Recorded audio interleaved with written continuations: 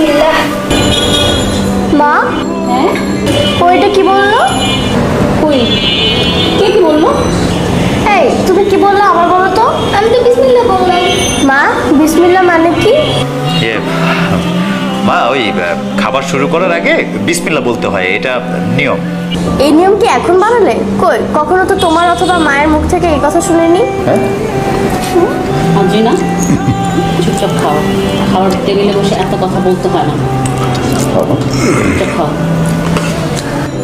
বৌমা, আসলে আমাদেরই কিন্তু উচিত বাচ্চাদেরকে শেখানো, খাওয়ার আগে বিসমিল্লাহ বলা, খাওয়ার পরে আলহামদুলিল্লাহ বলা, এগুলো আমাদের উচিত শেখানো।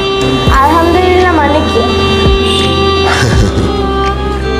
খাওয়ার আগে বিসমিল্লাহ আর খাওয়ার পরে আলহামদুলিল্লাহ বললে রিজিকে বরকত হয়। রিজিকে বরকত মানে? আদ্রিনা